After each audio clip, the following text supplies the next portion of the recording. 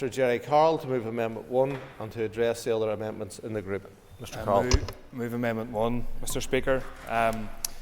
Mr Speaker, every day at the side of this building I walk past a small fleet of gleaming, top-of-the-range cars with chauffeurs in the driver's seat. Those cars which park for free are paid for through the public purse belong to the very ministers who are imposing, or rather reimposing, hospital parking charges on health workers and patients. In hospitals across this city and beyond, there are trust chief executives who opposed, many of them, free hospital parking for staff and patients from the outset, who are at this very moment parked for free outside their place of work. And people in this Assembly, Mr Speaker, should think long and hard about the message that sends out to health workers and to the sick, who are set to face 2 more years of punitive taxation at the hands of this executive. As people before profit, Mr Speaker, have said time and time again, hospital parking charges are a tax on health workers and on the sick. Health workers are being told they must pay to work. Patients and their families are being told they must pay for their illness. What a rotten state of affairs. And this executive tells us that it took in 6.4 million last year in hospital parking charges at the last count, that was. And to repeat, as I said last week, this isn't a huge sum of money for the Department of Health, but it is an astronomical sum to be made up by health workers and patients who have struggled during the worst cost of living crisis in living memory. We're talking about health workers who've had their pay cut, their bills raised, and their overall living standards attacked by the Tories, but also successive Stormont administrations. And the last time I checked, Mr Speaker, health workers who have a permit are paying £200 a year to park at their place of work, which is high enough.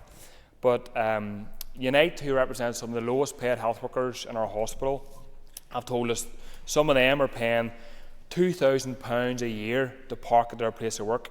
If you're a porter, that's almost 10% of your wage. Scandalous.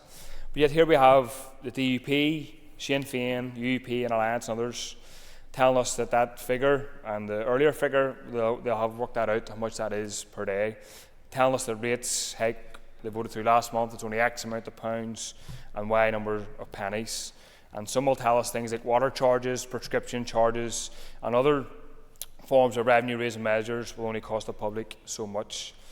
I would say, Mr Speaker, add to that raising rents, raising bills, raising childcare costs, and then I would invite this executive to add it all up and tell us how much health workers, patients and others are meant to pay and how they're meant to cope with this situation. Parties across this chamber had no problem voting through free hospital parking charges in the mouth of an election. The Health Minister, the current Health Minister, then Health Minister Robin Swan, and his UUP colleagues couldn't wait to welcome them. The now Junior Minister, Aisling Riley, was seen posing for photos outside the Royal Victoria Hospital, telling voters how Sinn Féin had scrapped hospital parking charges. But lo and behold, when the time comes to pay the piper, they've gone sheepish all of a sudden. They now tell us that there is no alternative, that the big bad Tories are imposing another austerity budget.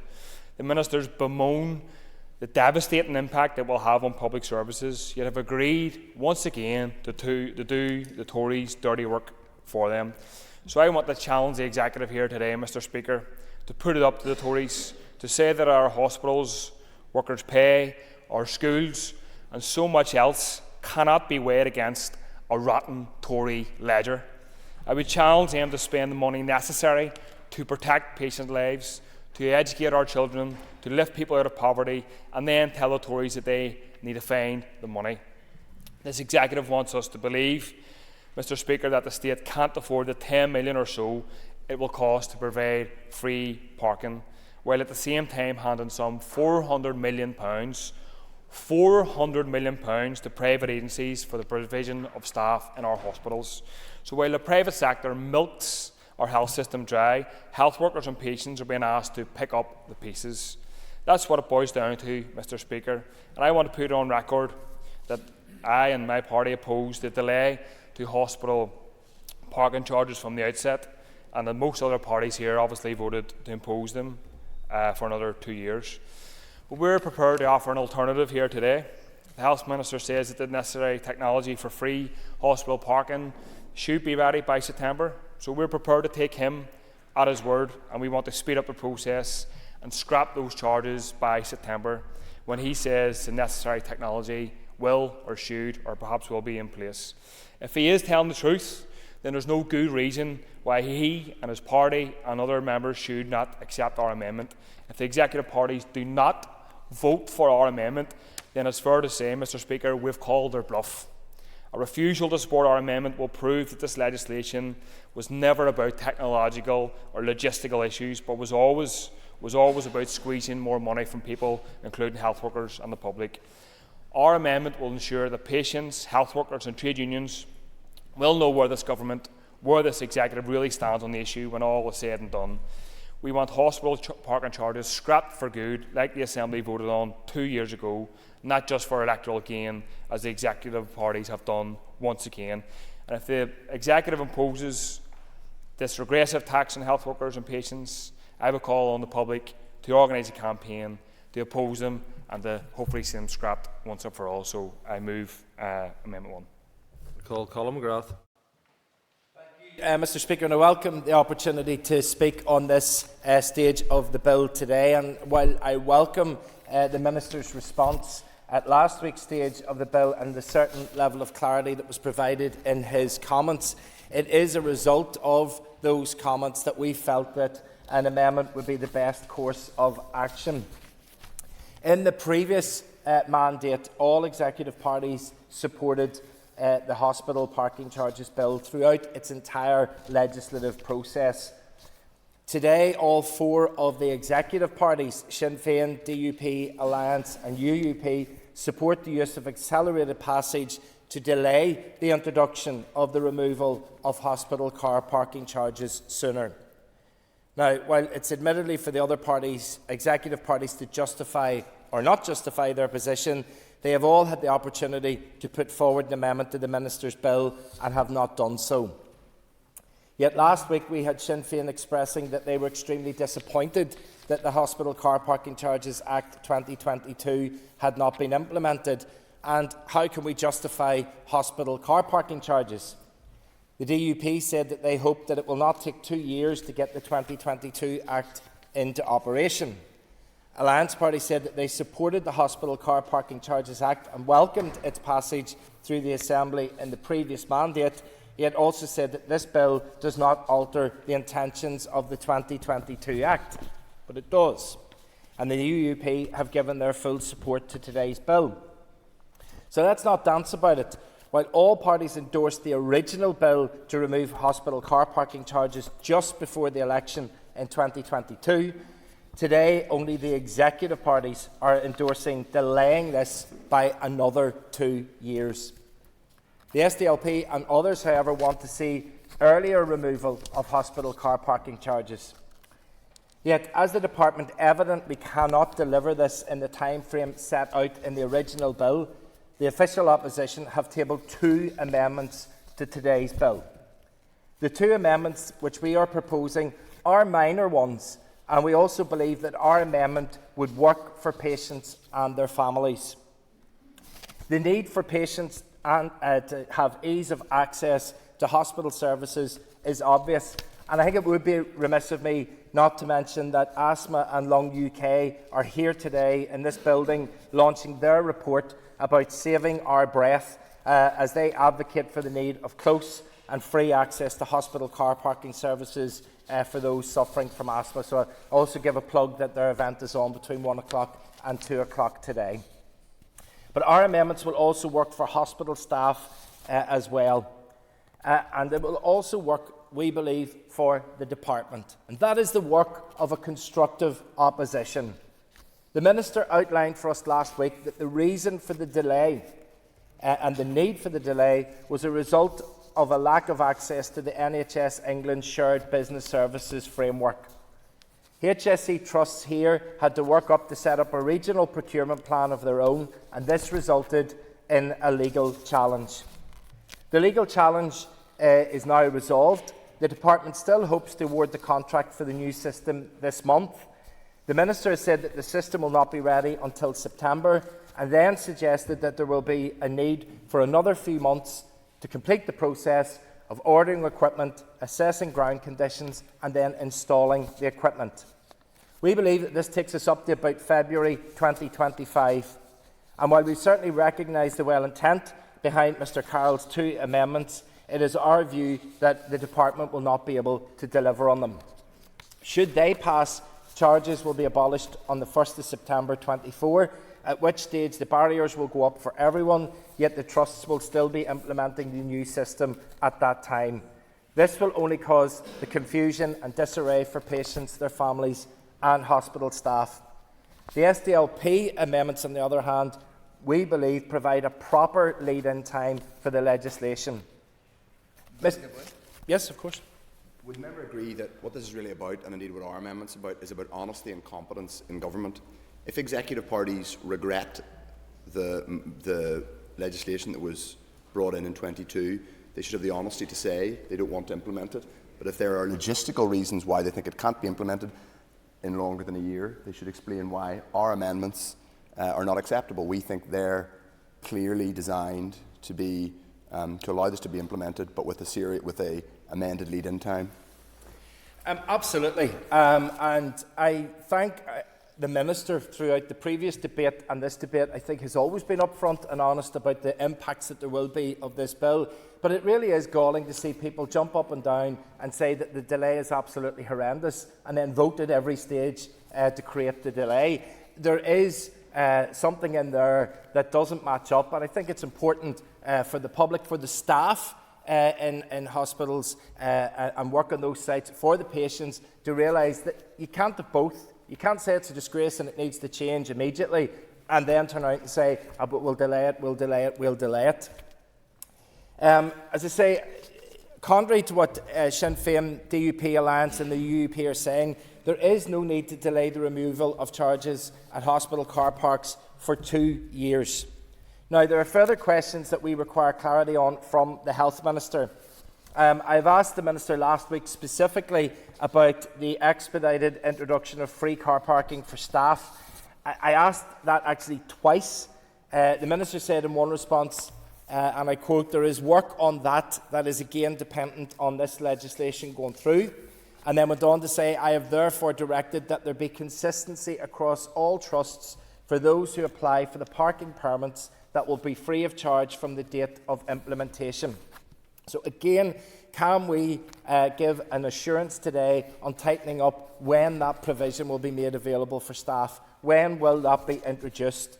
And I ask this because we know that should hospital car parking charges be removed, this would provide a welcome morale boost for our hospital staff who work in some of the most pressurised environments.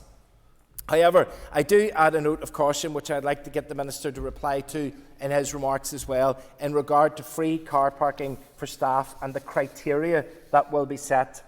Because we know that in some of the larger sites there are a significant number of staff who work on varying scales of pay. If the criteria for staff will include being based on income, does this mean that some staff will lose out on the ability to get a free pass? So, for example, could a nurse lose out on a pass because they earn more than, for example, a porter? On top of this, we heard in the committee from departmental staff that the criteria may also mean that a consultant would meet the criteria due to working across 3 sites in a day. They might have surgery to perform in one hospital, a clinic to do on another, as well as being on call.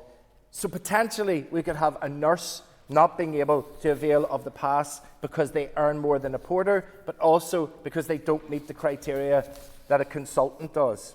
If that nurse, for example, lives in Carryduff, they may now have to take the bus into the city centre and the glider out to the hospital at the Royal, which will only incur more costs than it would have been if they were paying for the hospital car parking charges. And that could be above and beyond what they would have been paying there. In other words, this could cost them more.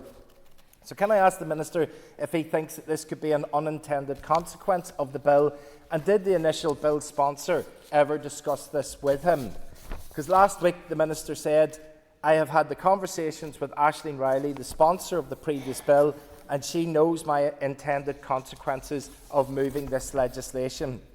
Surely this is something that hasn't just transpired of late.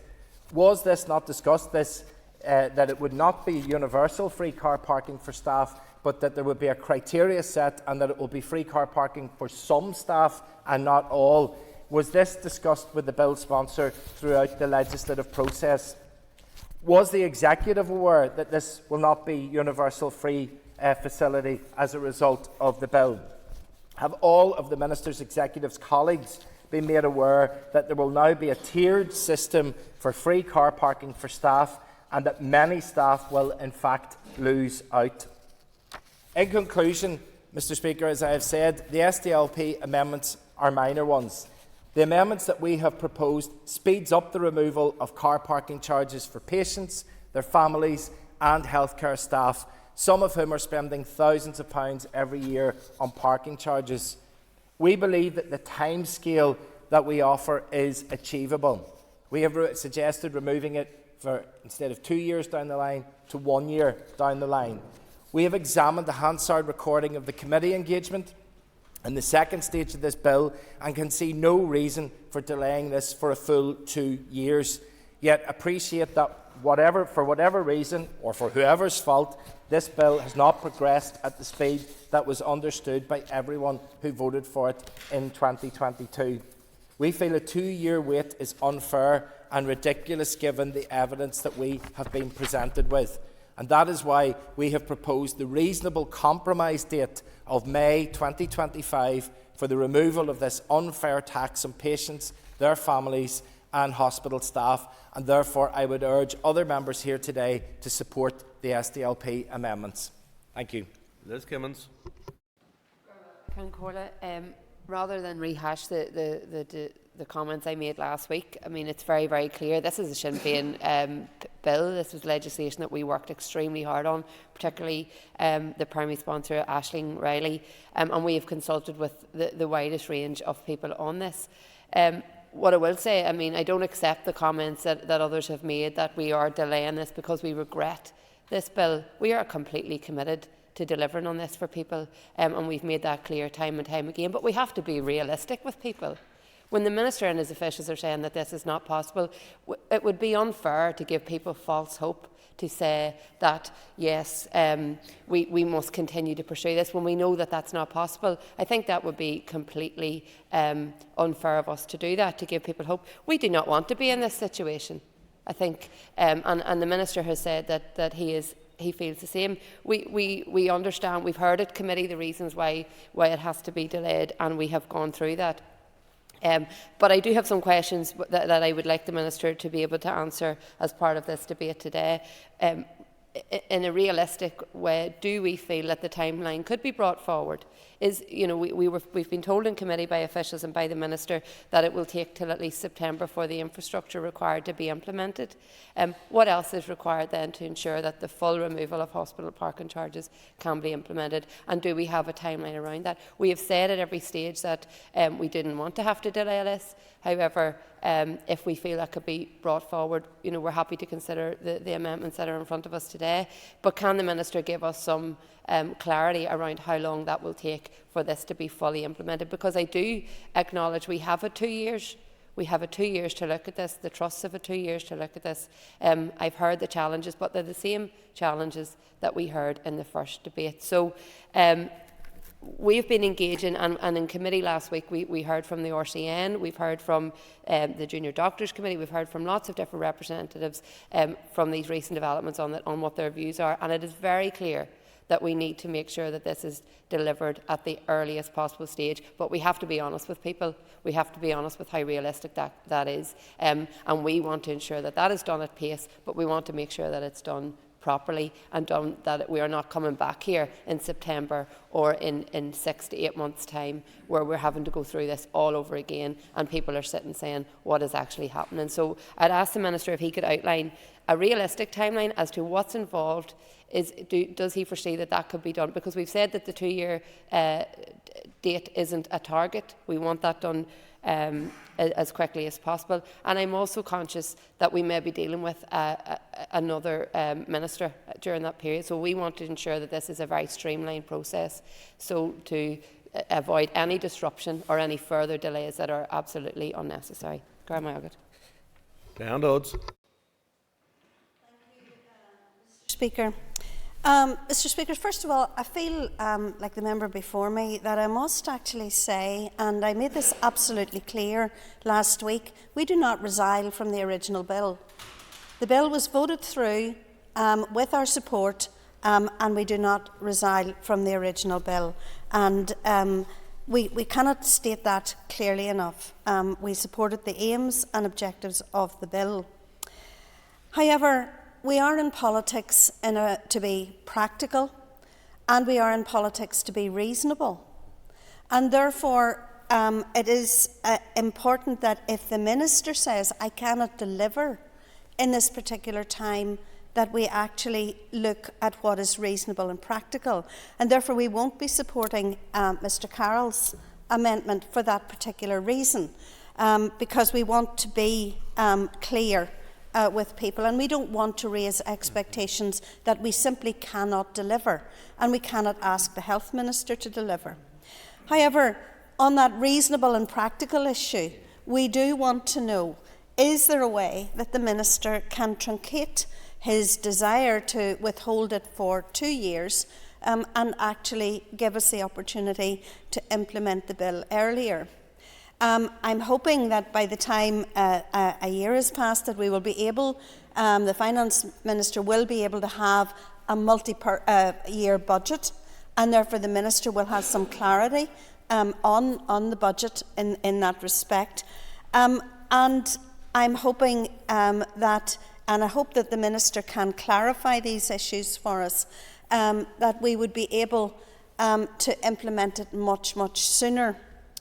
Can I again ask the Minister, and I asked him this in the last debate on this issue, to clarify whether he will look again. He answered my question with the range of options that are already there, but when I met with the Children's Health Coalition, they are absolutely clear that what is available is not adequate to address the needs of families with children who have long-term conditions such as cancer, whose children who may be in hospital for weeks on end, and that they need better supports. And and that would be also, parking is a significant issue in that respect. And I want the Minister to come back and tell us clearly, not just to repeat what he said last week in relation to the matter. So, in the interests of being reasonable and being practical, I'd like the Minister to answer the questions and tell us whether he can shorten that time frame. Can I just also ask the Minister to tell us whether or not, I know that the procurement has gone ahead in terms of operators and so on for the car parks. Is there a capital expenditure in buying further land at some hospitals in relation to car parks? I've heard that mentioned on a couple of times. I just want to be clear in relation to that as well. Thank you. Danny Donnelly. Thank you, Mr Speaker. Mr Speaker, I'm making these comments as an Alliance Health spokesperson. I welcome the opportunity to speak in this debate, one of the first consideration stages of this mandate, and hopefully it will not be too long before this becomes a more regular occurrence. On behalf of the Alliance Party, we will not be supporting Amendments 1 to 4, and we will be voting to retain the initial date for the 12th of May 2026 as proposed in the bill. It is of course disappointing that the Hospital Parking Charges Act 2022 is not yet ready to be implemented by the intended date of the 12th of May 2024, and I and other members have highlighted this in both the second stage debate last week and in Health Committee during briefings with departmental officials on this bill. During a previous Health Committee meeting on the 11th of April, departmental officials told us the rationale for the deferral of the 2-year period, specifically as opposed to 6 months or 1 year. While the awarding of a contract for traffic management, followed by its implementation, is envisaged to be rolled out by September 2024, but as we have heard, there is no guarantee that this will be the case. We will be interested to hear whether or not the Minister will answer the queries as to whether or not he will be able to provide a truncated period. In previous correspondence to the committees, the Minister has indicated he intends to bring forward a paper setting out his plans for the implementation of this legislation. I would encourage him to do do so as soon as possible. The Minister should also take this opportunity to develop a funding plan for the implementation of free car parking after the deferral period has ended. The Minister's proposition of making car parking permits free for some HSE staff subject to criteria is welcome, and this should not be subject to delay. I would echo the calls for clarity in this regard. One of the reasons we cannot support these amendments is because of the pressures facing the Department of Health, and in particular their staff. There are so many issues the Department needs to work on and to prioritise, just a few of which include waiting lists, domiciliary care packages, general practice and community pharmacy. If we reduce this deferral period, as we are told, from the proposed 2 years down to 1 year or just a few months, the Department will have to focus more of its already strained resources on this single policy issue, possibly to the detriment of others. Yes. The members, I'm just intrigued by the idea that delaying for 1 year as opposed to 2 years will put an undue and unnecessary burden on the Department and make it unable, for example, to deal with waiting lists. Why not, in that case, simply delay it indefinitely? It just seems to be implausible that a delay of 1 year versus 2 years is the difference between the Department being able to deal with waiting lists and all the rest of it. Just intrigued by his views on that. Certainly this was something that was raised in committee, that there would be certain departmental resources would have to be put onto this, and I'm sure the Minister can clarify that in his brief. It is important that all members consider the bigger picture on issues such as this. I understand that one of the members who proposed these amendments is a member of the official opposition, and holding the Executive to account is therefore a key part of their role. But any proposals brought forward by them needs to be workable and needs to take into account the numerous and fundamental challenges facing the Department of Health and indeed all the departments. Did the member give way? Yep. Thank you for giving way. I suppose my concern and our party's concern is that we haven't seen the reconfiguration of the hospitals yet, and I think that what the Minister does need to do in this intervening period is bring forward the proposals for this, because this is not just about better services, but this is about better use of public money, and I think that would give the Minister time then to look at this issue in greater depth. Thank you, and certainly we are looking forward to seeing the configuration plans. The pressures in the health service are immense and are resulting in unacceptably long waiting lists for treatments and poor health outcomes for many people across Northern Ireland. In this context, we have a responsibility to prioritise addressing multiple ongoing crises, workforce stabilisation and to progress long overdue reform. This is a basis that the Health Minister was requesting a deferral period for 2 years for. He has stated that it is his intention that the plans will be progressed to meet the September 2026 date, supported by members at the second stage. Thank you. I call Alan Robinson. Mr. Speaker, my contribution today will be very short, as I feel, like others, that the points that I wished to raise last week during the second stage and the queries that I wanted to pose were, on the whole, very much answered. However, there was one matter last week during my earlier contribution, Minister, that I feel wasn't addressed, and that is the issue of permits for those dedicated staff and those working shifts, and especially those that are low paid within our health service. Indeed, we received information this week that our Northern Ireland Junior Doctors Report costs of up to $1,150 per year to park at the Royal Victoria Hospital. And parking for a single shift at Belfast City Hospital can be £11 per day. So therefore, can the Minister, again, following my query last week during the second stage, can the Minister inform the House how advanced is the issuing of the permits? Who will benefit and when he expects staff to be in a position to avail of these? And can I also ask the Minister, has he had any conversations to date with the Infrastructure Minister on creating better transport links between public transport routes and health and social care sites? Thank you, Mr. Speaker. I call the Minister of Health, Mr. Robin Swan. Thank you very much, Mr. Speaker, and again thank you for this opportunity to respond to the table amendments to the Hospital Parking Charges Bill. I will say, Speaker, amendments tabled by Mr McGrath will result in a postponement to the introduction of free parking for 1 year instead of the 2 years as outlined in the bill. Amendments tabled by Mr Carroll will result in a postponement to the introduction of free parking for 3.5 months instead of the 2 years as again outlined in the bill. As members will recall, it is my hope that the traffic management system contract should be awarded within the next couple of weeks, So in the period, it is envisaged that site surveys will be completed by the contractor to look at those appropriate locations for equipment, assess ground conditions, assess signage requirements and order equipment. It is also expected that installation of priority items and equipment will take place by that date. However, I have asked for a further period, approximately 12 weeks, that will actually be required for the installation of all other ANPR items in areas such as the set-down locations, smaller parking areas, bus routes and delivery yards to facilitate free movement of on-site traffic and mitigate potential congestion. Over the following 8 weeks, there will be checks to assess whether the system is working as planned, finalise management reports and adding data in relation to permitted staff, registration details, contractor vehicles and any known recurrent patient registration numbers, so to enable access to car parks, and training for frontline staff and back office staff would take place during that period. So the 3.5-month timeline proposed by Mr Carroll will mean that once parking is made free from the 1st of September 24, there is still a significant risk that trusts will not be able to control parking, preserve blue light routes and protect designated spaces as required through traffic management systems, and those systems will not be fully operational. And I think that has been recognised by Mr McGrath. Advice from Health and Social Care is that once parking is made free with the desired traffic management system, they will be able to control parking, preserve those blue light routes and protect designated spaces.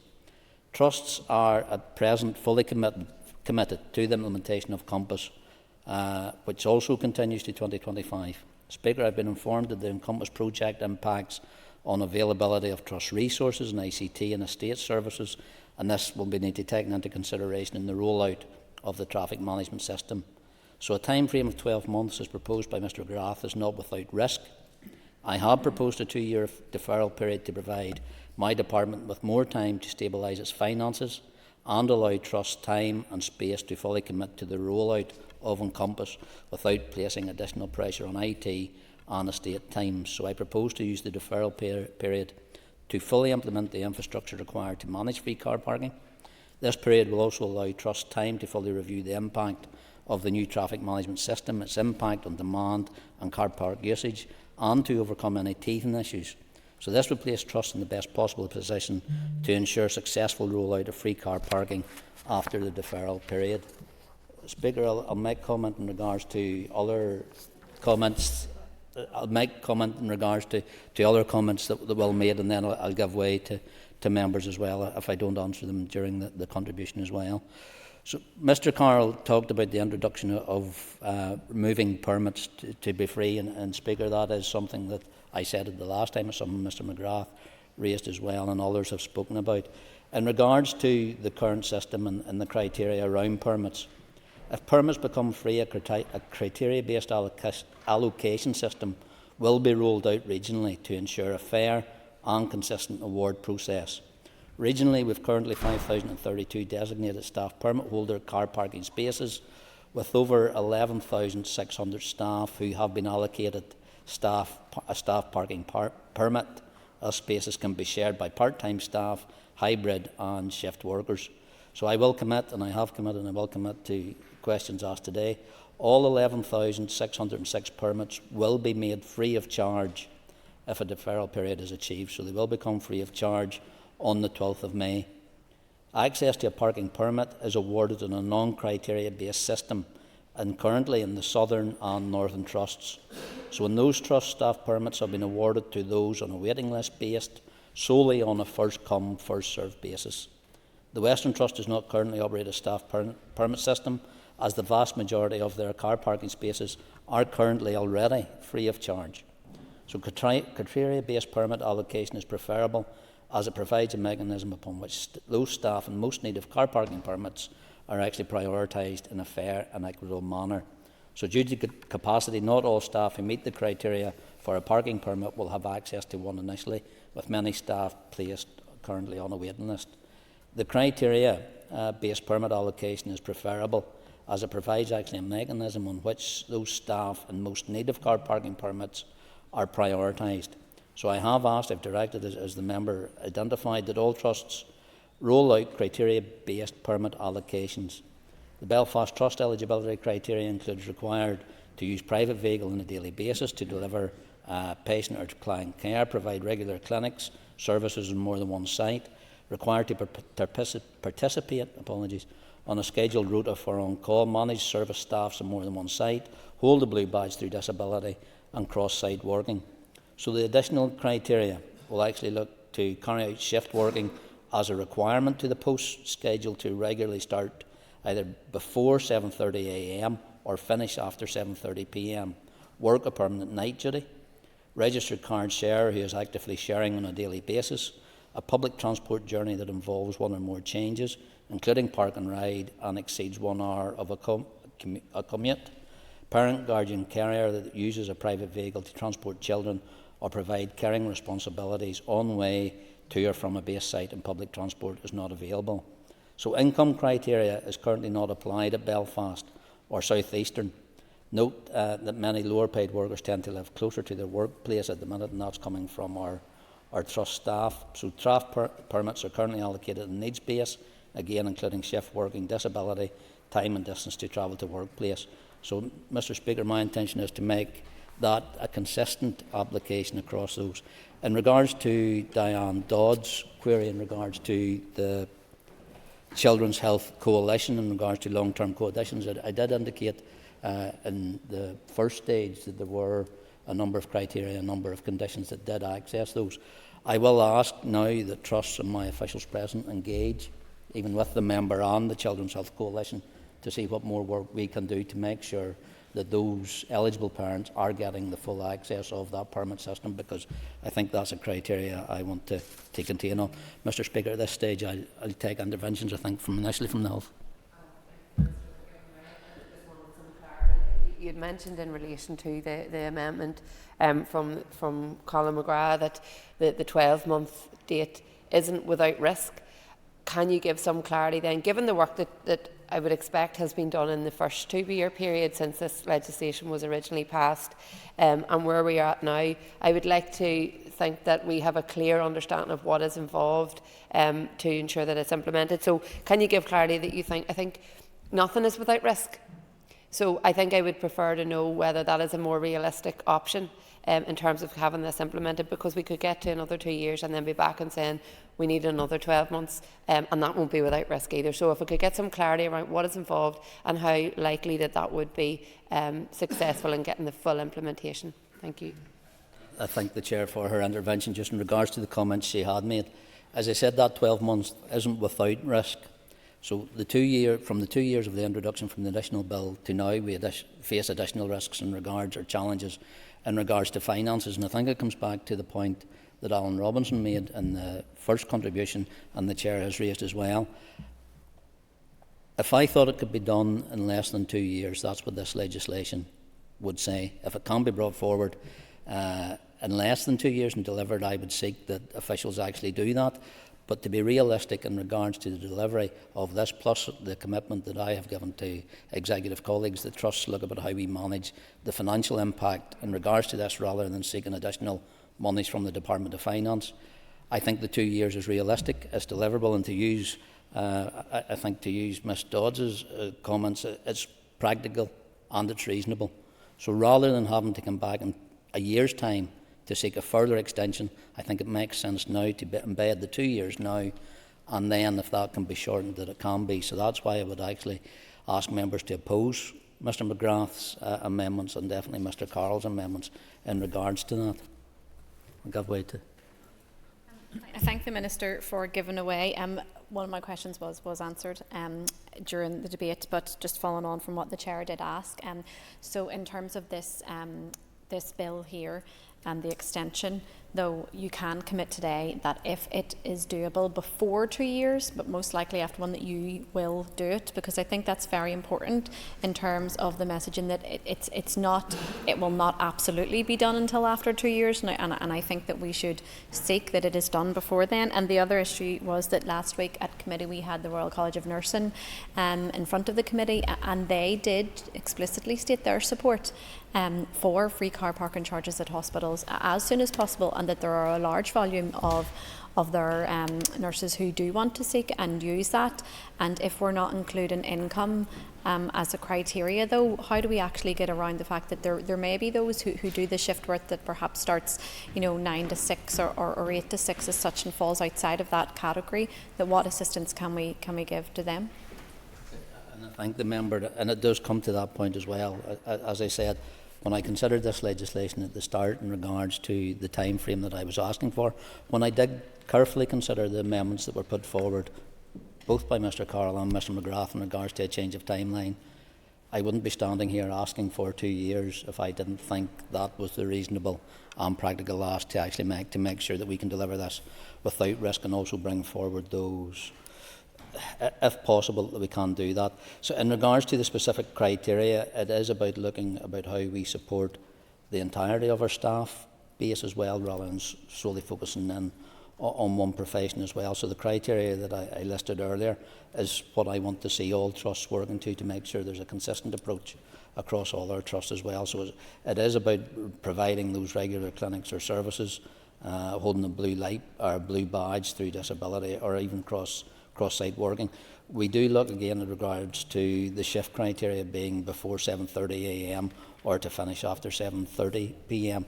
I would like, and I think in the initial intention of the bill was to make staff car parking free.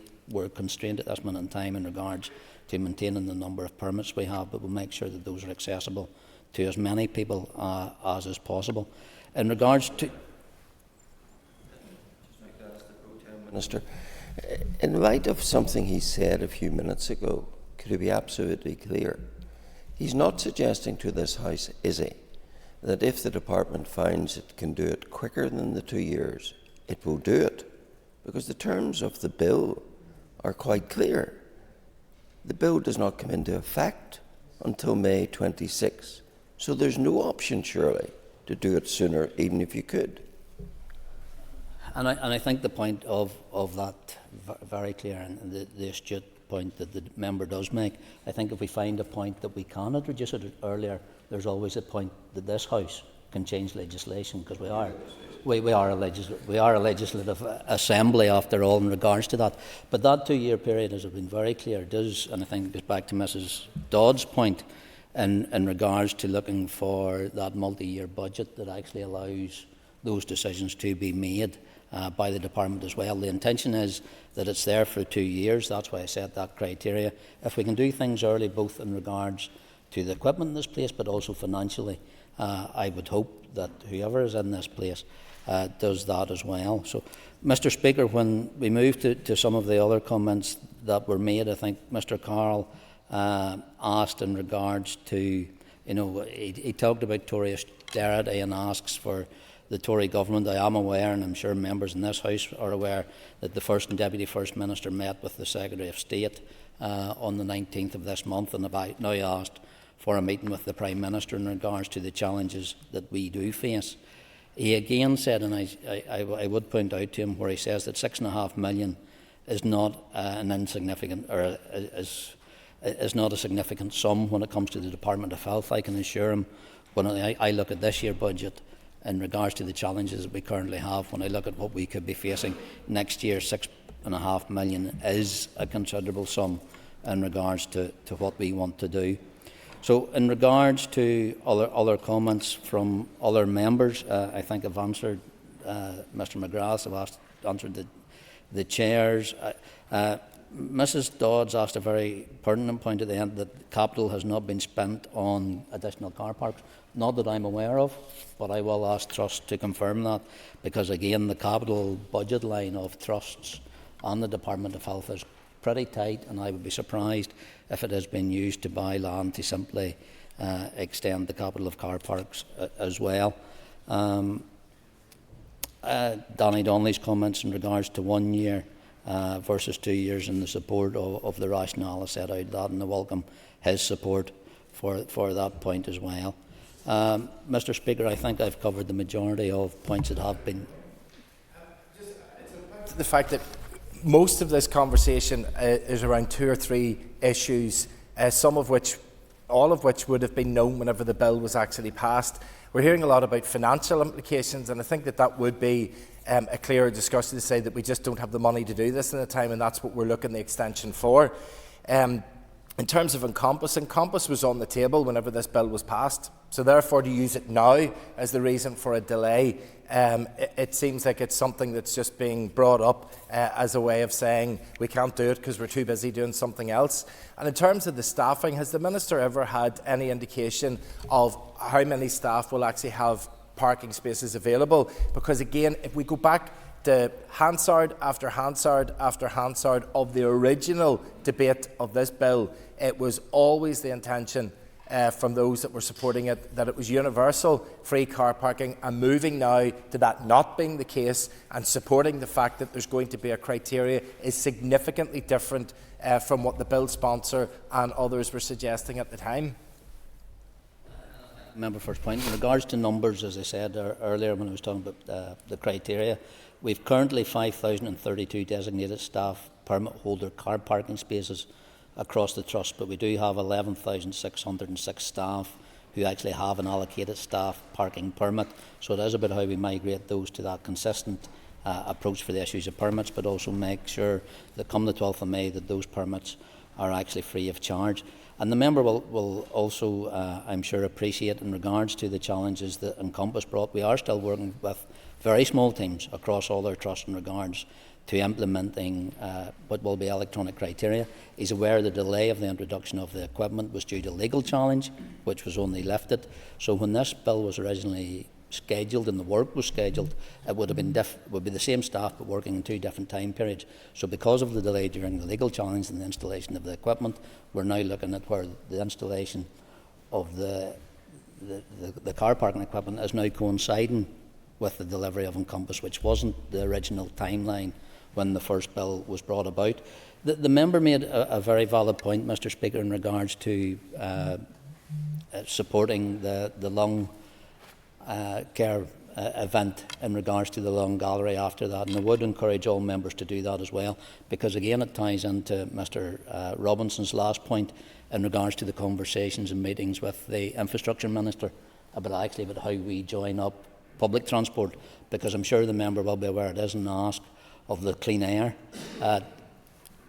fraternity and ask that we use public transport as much as possible. And again, there will be, I suppose that's what we've always looked for staff to do, but also come back to, I was going to say Ms Bradshaw's, she's not in the chamber anymore, but how we look at that reconfiguration, but make sure, Speaker, when we're asking actually patients and staff to travel, that we are supporting them, but not just by offering free car parking and free permits, but also that there is a public transport provision there as well. So, Speaker, my primary concern has always been to protect access to hospitals for appropriate users.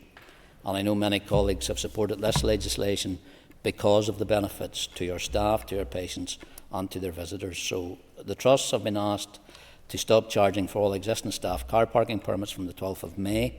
They should put in place a fair and consistent award process for the allocation of staff parking permits as soon as possible. Some trusts already operate a criteria-based system for the allocation of their parking permits. Therefore, in the interest of consistency, regional collaboration has been recommended to promote consistency and a timely rollout. So in conclusion, Speaker, I do not support the amendments tabled by Mr McGrath or Mr Carroll, but I can assure members that I and the Department are committed to ensuring the full implementation of the bill's provision once they are passed into law, and I'd ask others to do likewise. I call Mr Jerry Carroll to wind. Speaker, I want to go through some of the comments and make some general points at the end. Mr McGrath, referring to his own and my amendments, stated that if they were selected and voted through my amendments, that it could potentially bring some confusion and disarray. I remind him that the Minister said last week that this technology should be in place by September time, and again, to repeat, I want to take him at his word, hence the date in the amendment. And also, I think a general point, Mr Speaker, I think this place should set out its priorities, its views on things, and departments should take a lead and follow from that. But to take the logic from what the member says, follow the logic. The executive parties are saying he called this an unfair tax, and he's right. but he's criticising the executive parties for extending it for 2 years, but he and his party is happy to extend it for another year. So I think the logic really of his argument doesn't really stand up. The chair of the Health Committee stated that she and her party is committed to the delivery of the bill.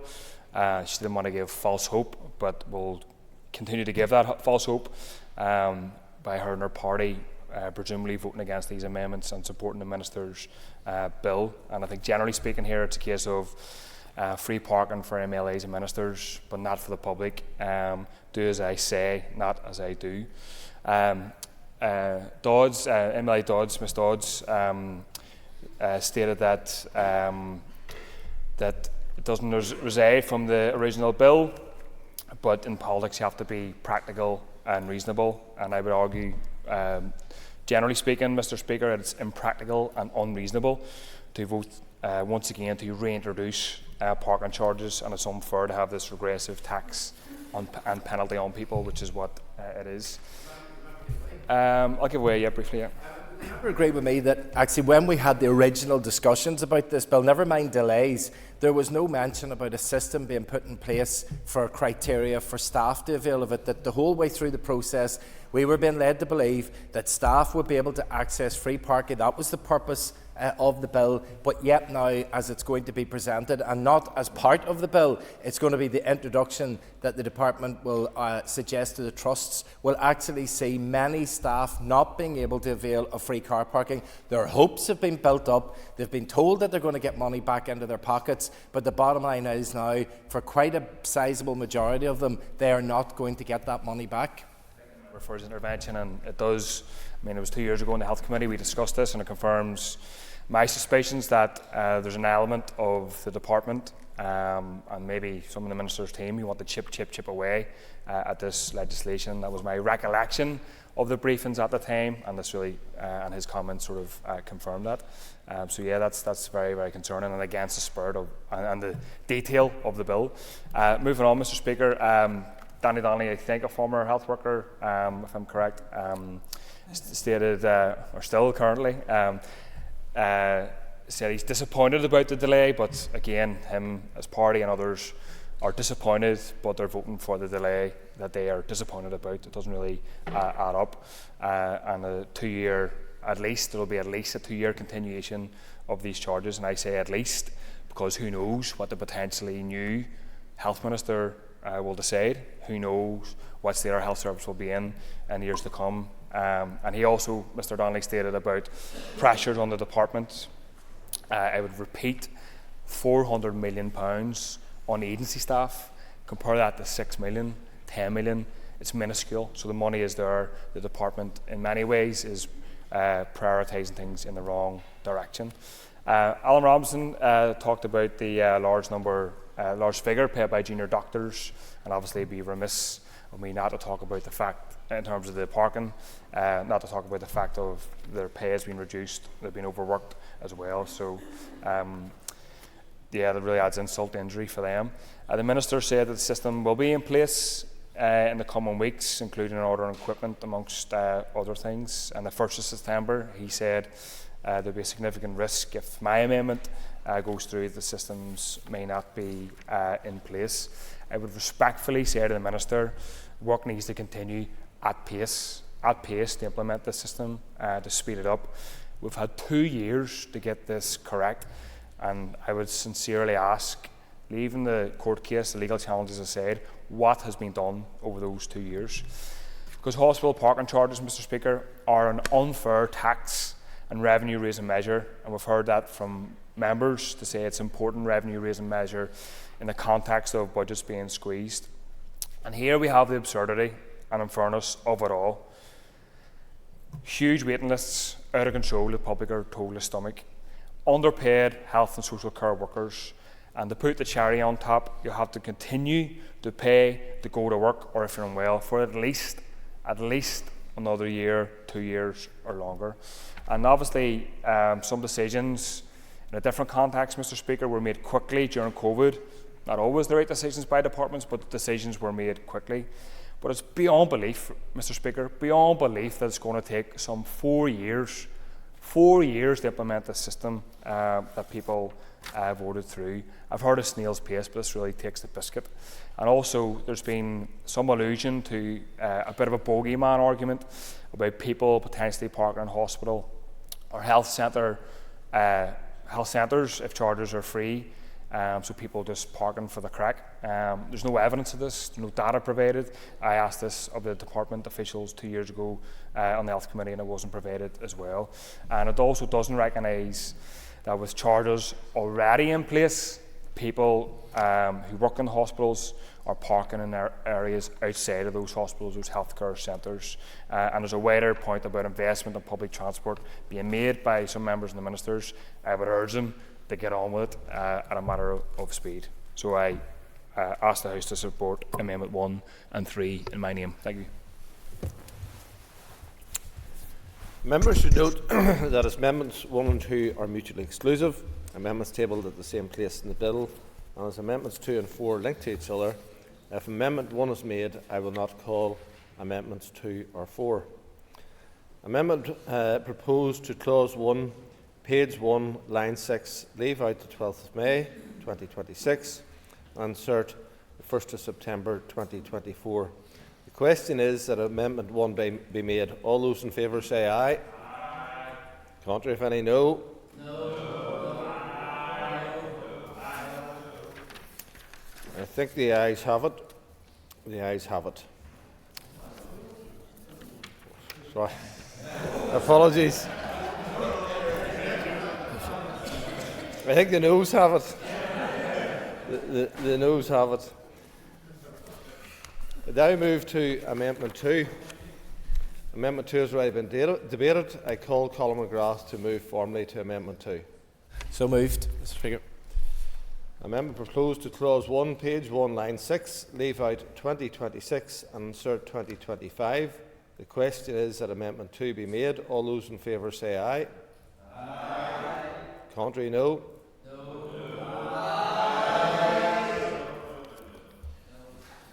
Do you have tellers?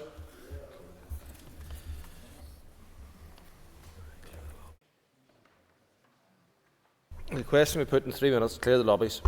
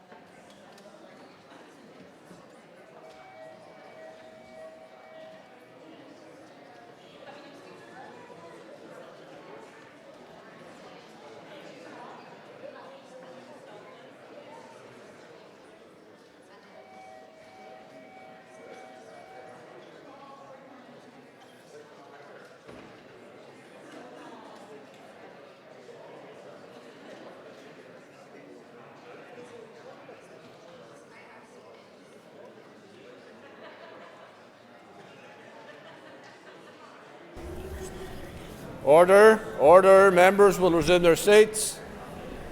Order. The question is that Amendment 2 be agreed. All those in favour say aye. Aye. Contrary, no. No. Do we have tellers?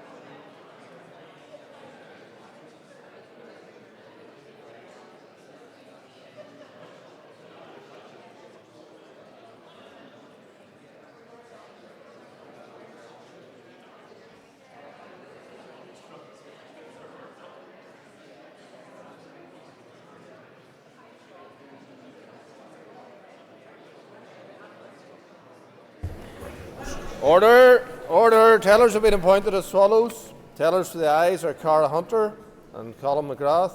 Tellers for the noes are Mike Nesbitt and Steve Aiken. Clear the lobbies. The Assembly divide. Ayes to my right, noes to my left.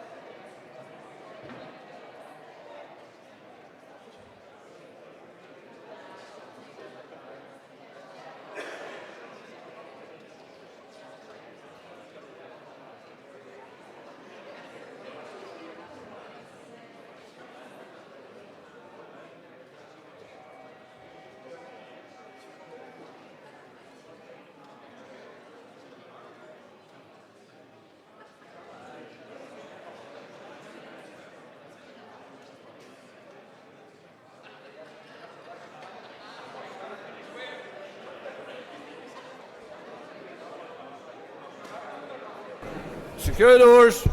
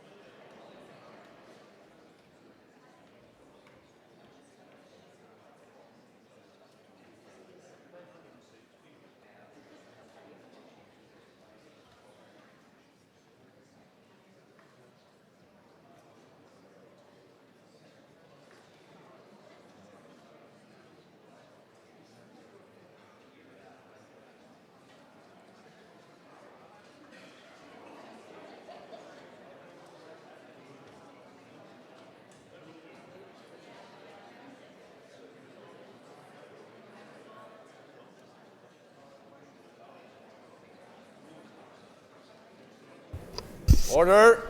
Order. Members resume their seats. Clerk, please read the result. 76 members voted, 28 members voted aye, 48 members voted no. The amendment is not made. The amendment falls. The amendment falls. I will not call Amendment 3 or 4 as they are linked to Amendments 1 and 2, neither of which have been made. The question is that Clause 1 stand part of the bill. All those in favour say aye. Aye. Contrary, no. The ayes have it. The ayes have it. Clause 2 stand part. No amendments have been tabled to Clause 2. The question is that Clause 2 stand part of the bill. All those in favour say aye. Aye. Contrary, no. The ayes have it. The ayes have it. The question is that the long title be agreed. All those in favour say aye. Aye. Contrary, no. The ayes have it. The ayes have it. That concludes the consideration stage of the Hospital Parking Charges Bill. The bill stands referred to the Speaker. If members would take their ease while we change the top table for the next item.